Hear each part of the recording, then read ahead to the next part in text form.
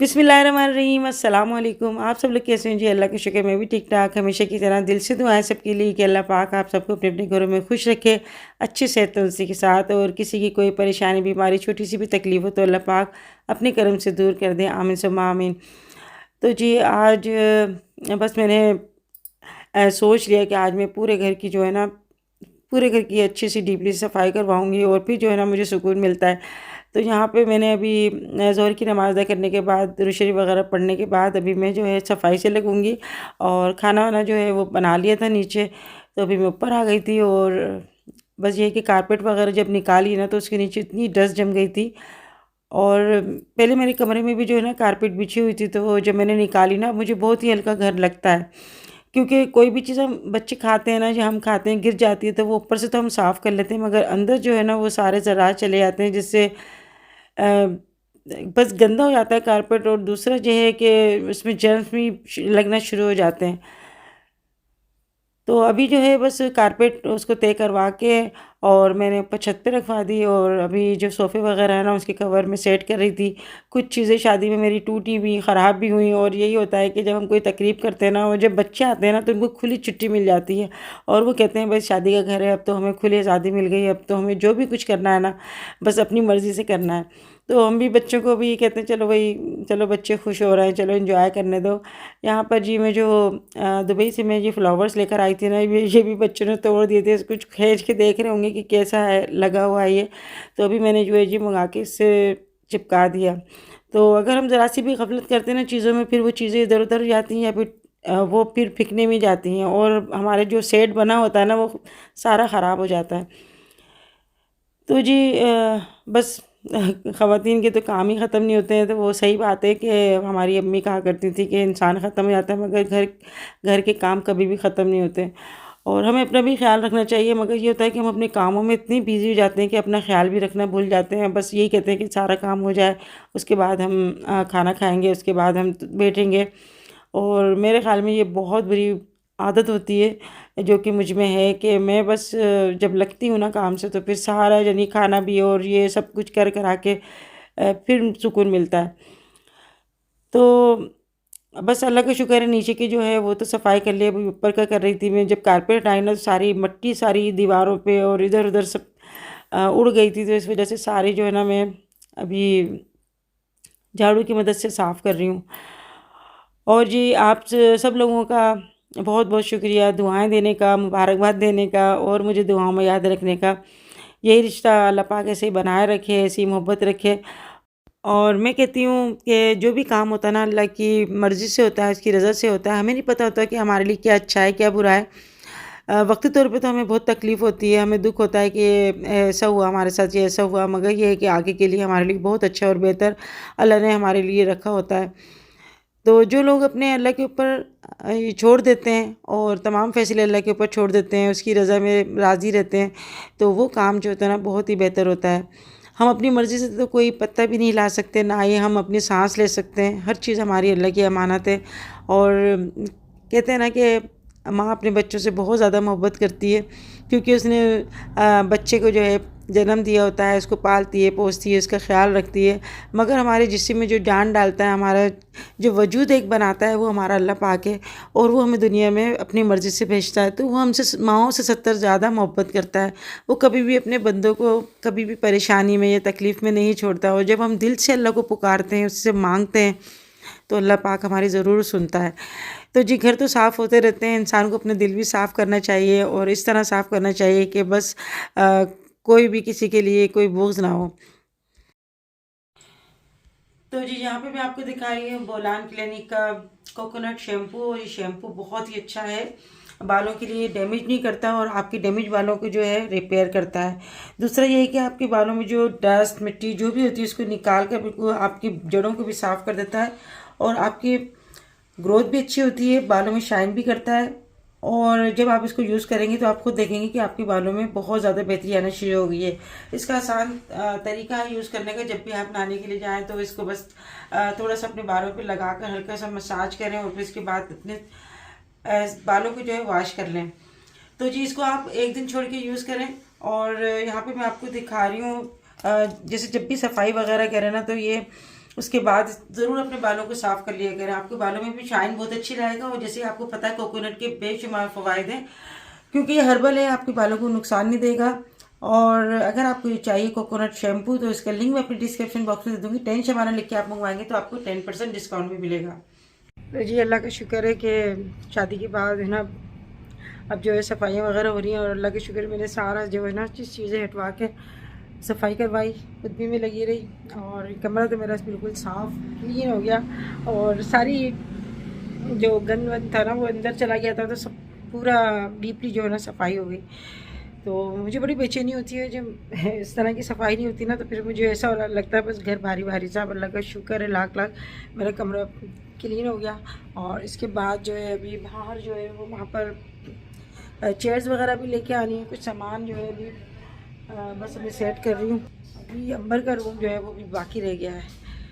तो माशाल्लाह मेरे साथ ही लगा हुआ है सुहेल, ये कर रहा है। तो जी बस ऐसे ही होता है, जब कोई तकरीब होती है ना तो सारा सामान जब हम सेट कर रहे थे तो इधर से उधर हो जाता है। तो ये टेबल और कुर्सियाँ मैंने ऊपर रखवाई हुई थी। और आज मैंने सारी जो जितनी भी तौलियाँ थी ना सारी मैंने वाशिंग मशीन में धो दी। तो ये बस जिसका जो दिल कर रहा था ना वो तौलिया निकाला जा रहा था और यूज़ किया जा रहा था। तो फिर मुझे बड़ी जो है ना कराहियत सी आती है। मैं कहती हूँ सारा फिर वाश कर लूँ, उसके बाद जो है ना तय करके रख देंगे। तो मैं कहती हूँ इतनी तौलिया निकालनी चाहिए जितनी आपको ज़रूरत हो। तो बस बच्चे हैं ना, बच्चे तो बस ये कहते हैं कि इसने यूज़ कर लिया तो हम दूसरी तौलिया ना यूज़ करेंगे। तो आज बस ये काम करा। और अभी जो है ना मेरे हस्बैंड कुछ कनेक्शन वगैरह जो है ना वो लगा रहे हैं जो निकल गए थे। और इलेक्ट्रिशियन वाले ने जो मेरा कलर हुआ हुआ था ना सारा सब में कीले ठोक दी उसने। जो लड़ियाँ लगवाई थी ना तो बस मुझे इतना ज़्यादा गुस्सा आ रहा था कि उसने सारी दीवार ख़राब कर दी। तो अगर आप सर के ऊपर खड़े होकर काम नहीं कराओगे ना तो अपनी मर्ज़ी से कुछ ना कुछ करके चले जाते हैं। तो अभी बस मैंने स्टोर में अभी घुस गई थी, वहाँ पर मैंने सारी जो है चादरें वगैरह जो थी ना वो निकाल कर इसको सेट कर रही थी। क्योंकि मेरी आदत है मैं जो भी बेडशीट वगैरह होती है ना उसके अंदर तकिए के खिलाफ तय करके उसमें रख देती हूँ, ताकि जब भी हम बेडशीट बिछाएं तो वो हमें मिल जाए। तो ये भी एक बहुत बड़ा काम है और टाइम चाहिए होता है हर काम के लिए। और बस उससे पहले भी जो है ना इतने काम चल रहे थे और शादी के बाद भी जो है ना इतने काम चल रहे हैं। बस आहिस्ता आहिस्ता घर जो है वो इंशाल्लाह ताला सिमट जाएगा। और बिस्तर वगैरह जो थे मैंने सारे ब्लैंकेट वगैरह निकाल लिए थे, जो एक्स्ट्रा थे वो भी निकाल लिए थे। तो अभी जो है ना वो मैं अपने इनके ठिकाने पर रखवाऊँगी। और काफ़ी दिन से मैं आज छत के ऊपर भी नहीं गई, तो आज मैं सोच रही थी मैं छत के ऊपर जो है चक्कर लगा के आऊँ, देखूँ मेरे गमले वगैरह का क्या हाल हुआ है। वैसे तो अभी ये है कि सर्दियाँ हैं तो इस वजह से मैं थोड़ी मुतमईन थी, क्योंकि सर्दियों में इतना पानी अगर नहीं भी डालो ना गमलों के तो वो फिर रात को ओस गिरती है ना, उससे जो पौधे वगैरह होते हैं ना वो सही हो जाते हैं। मगर ये कि गर्मियों में तो 2 टाइम ज़रूर देना चाहिए पानी। अभी जो है काफ़ी टाइम के बाद अभी है ना कमरा मेरा सेट हो गया है मेहनत करने के बाद। और अब जो है मैं जा रही हूँ ऊपर। वहाँ पर मैं आई तो सारा मट्टी में छत हो रही थी। और ये है कि जब मैं रेंट के घर में रहती थी ना तो मैं बहुत मैं कहती थी कि मेरे पास छत हो और मैं छत पे जाकर गमले रखूँ, वहाँ पर सजाऊँ। बस एक होता ना कि बस हम ये करेंगे वो करेंगे। मगर अब जब छत है तो फिर मेरा ऊपर आना ही नहीं होता, मेरे एक हफ्ता हो जाता है, टाइम ही नहीं मिल पाता। तो मेरे हस्बैंड यही कहते हैं कि पहले इतना रोती थी छत के लिए कि मेरे पास छत हो और बारिश होगी तो मैं नहाऊंगी और सर्दी होगी तो धूप में मैं बैठूंगी। मगर अब यकीन करें कि धूप में मेरा बैठने को टाइम ही नहीं मिल पाता है। और बस ये था नीचे इतने ज़्यादा काम होते हैं, यानी किचन में हम लग जाते हैं तो वहाँ इतने काम होते हैं, फिर उसमें हम लोग बिज़ी हो जाते हैं। तो बस ये है कि इनको भी देखना देखना होता है, यानी फूल पौधों को। ये भी बेचारे जानदार होते हैं, हर चीज़ को तवज्जो देनी होती है। अगर जिस चीज़ को हम तवज्जो नहीं देंगे ना वही चीज़ ख़राब हो जाती है। और इनको भी जो है ना बच्चों की तरह उसे ख्याल रखना पड़ता है।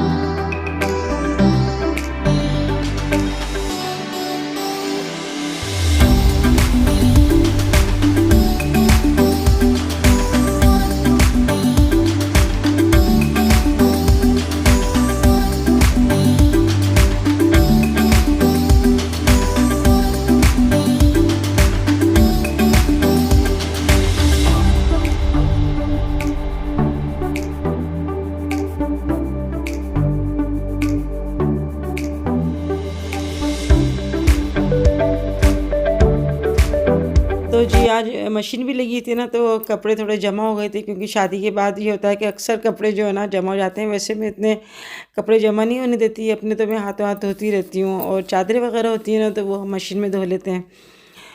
तो मेरे हस्बैंड तो आ जाते हैं ऊपर कमरे में सोने के लिए, क्योंकि रात को बच्चे जो है ना नीचे जागते रहते हैं, शोर शराबा करते रहते हैं, तो वो फिर ऊपर आ जाते हैं।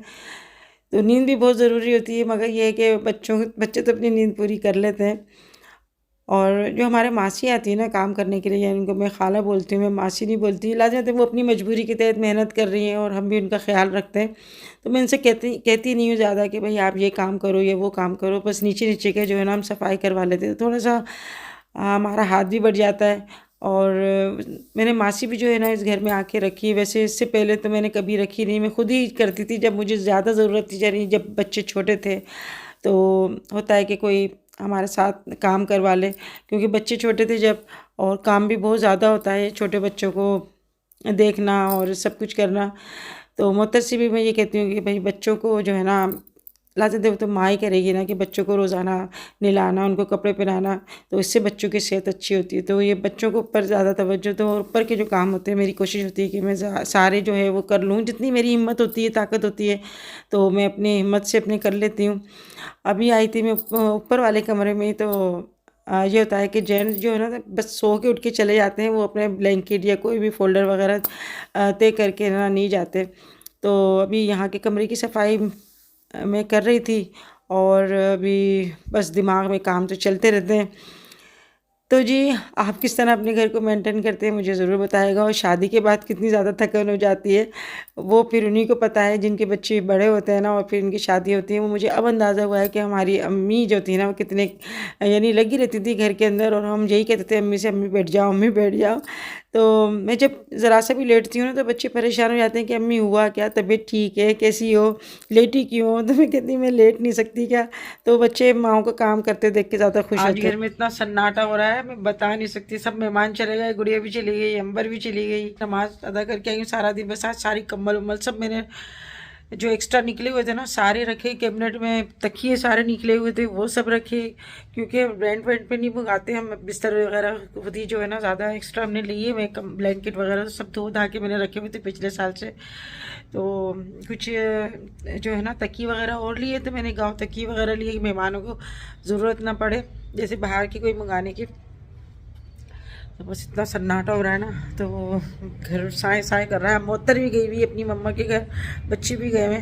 कल छुट्टी है बच्चों की स्कूल की, तो चली गई थी। मैंने अंबर का कमरा खाली पड़ा हुआ है, हर चीज़ उसकी से सूनी पड़ी हुई है। बस देख के ना अजीब सा हो रहा है मुझे, अजीब सा, बस पता नहीं दिल सा भर रहा है। एक एक चीज़ उसकी ऐसी हर चीज़ रखी हुई है। तो इंसान के इंसानों से रौनक होती है, और बेटियां तो होती है रौनक है घर की। तो सारा कमरा खाली हुआ हुआ है।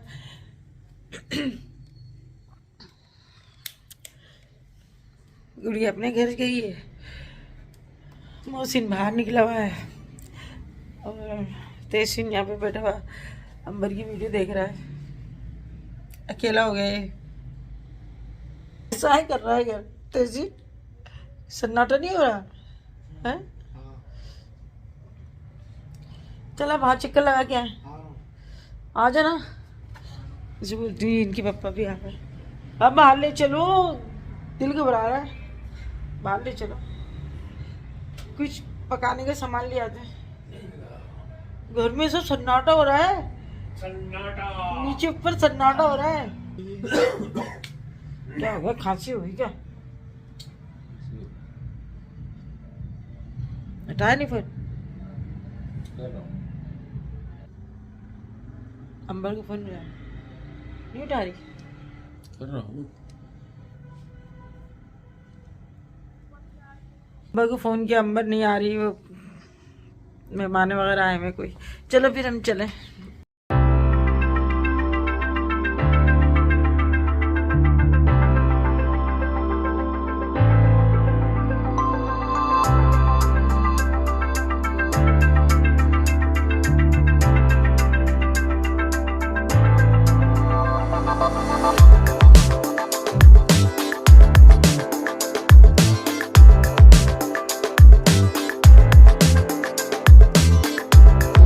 रहा था तहसीन?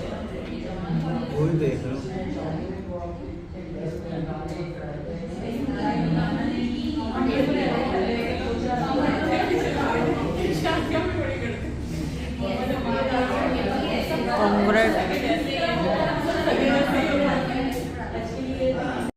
तो जी बस अंबर की शादी के बाद तहसीन जो है ना, बस अकेला अकेला सा हो गया, और दोनों आपस में बहुत बातें करते थे। माशाल्लाह बहुत अच्छी गैदरिंग है इनकी।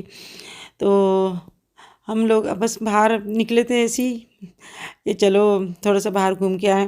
तो यहाँ पर हम लोग खाना खाने के लिए आ गए थे, बल्कि हम सूप पीने आए थे। तो हमने बोला चलो यहाँ पर ही खाना खा लेते हैं, क्योंकि सर्दी है ना, सर्दियों में कॉर्न सूप बहुत अच्छा लगता है। तो तहसीन से मैंने कहा अपनी पसंद का कुछ मंगा लो। मोहसिन को मैंने फ़ोन किया था कि भाई यहाँ पर आ जाओ, मगर कहने लगा कि अभी मैंने अभी देर से खाना खाया, तो मेरा तो अभी पेट बिल्कुल फुल हो रहा है और मैं भी नहीं खा रहा। तो हम लोग फिर हमने सोचा चलो यहाँ पर हम कुछ ले जाएंगे, उसको पैक करवा कर, रात को अगर भूख लगेगी तो खा लेंगे।